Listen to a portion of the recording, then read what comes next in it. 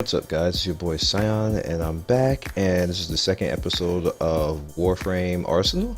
And what I basically do in Warframe Arsenal is I talk about different weapons, builds that I actually use. I don't do every weapon, but I do the weapons that I tend to like.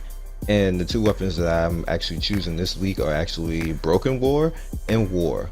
Now, I like them, I like their looks, I like pretty much everything about them. They pretty much upgrades over everything else that came in before them.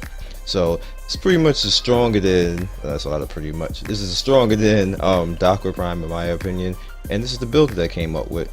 See, I have radiation damage going on 432 slash 645. Puncture is kind of like whatever. Impact is whatever. I got wall attack of 4,631, spin attack of 2400 rather, and leap attack at 2400. The status chance is whack, is at 10%. It's not even worth even thinking about. The critical multiplier is whack as well. The critical chance, that's right at the range, like where you can sneak in berserker, but I didn't even bother with it. I just went straight damage. So let's go in. You see, I went with pressure point, and I had the new stance, eventual revenant. It's alright. I kind of, it's really a pointed stance. It's really a pointed stance. That's what I can say about it. I'm not that keen on it right now. I might go back to Crimson Dervish, but you know, we'll see. We have Buzzkill, 120% on the slash damage, Fury, Spoiled Strike, Rending Strike, which I'm thinking about. I might actually take that off for another mod, probably a 11. Like it's just another damage mod, but for right now it worked out pretty well. Molten Impact, Focus Energy, the takedown, because I went 3 into life strike. I can use like a 1 life strike, but this seems to work out really well, and I do a lot of damage with it. Probably as I go through this, you're gonna see on the right hand side or the left hand side, whichever way I put it, you're probably gonna see the preview. And we're just gonna move along to the next one, which is War. Now War I really like. I like Broken War, but War I really like. So let's go down, and War is absolutely at the end, and there it is. Yeah, I love this weapon. This weapon is awesome. You see right here, I have shut up orders. I have attack speed, channeling cost, well, attack speed 1.19, which is all right. I'm not using Spoiled Strike, and when I used it before, I was slow. Like if you guys want to, when you see this build, you can throw on Spoiled Strike, but it's gonna be really slow. And I just was like, I cannot do it. I can't. And it was just really weird. So I left on the Fury. I went with Pressure Point, Berserker, Fury, Life Strike, Shocking Touch, Fever Strike, which needs another point, which I'll do that later, and Molten Impact and Northwind. Now you see right here, like on the damage and everything that went in.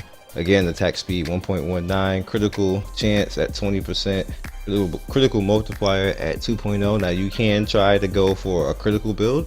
It's perfectly viable if that's what you really want to do.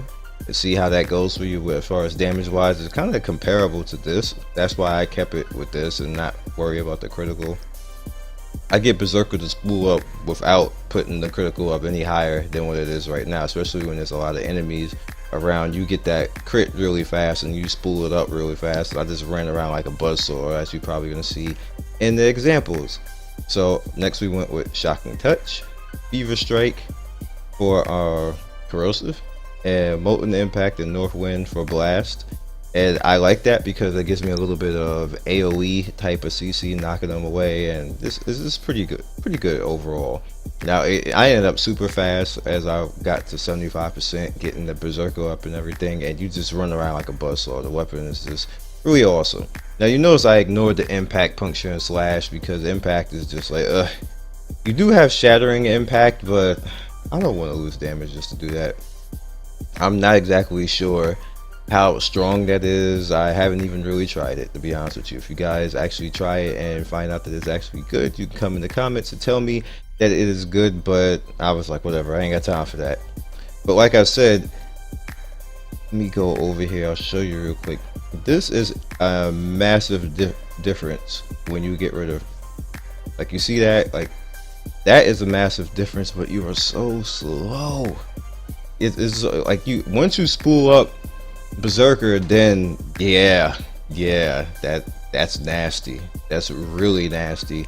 And once I did actually do that, I was like, wow, I'm in love. I just was running around melting everything. But again, you're slow. Okay, Lotus. So I just wanted to, just show you guys this. I didn't want to keep this too long.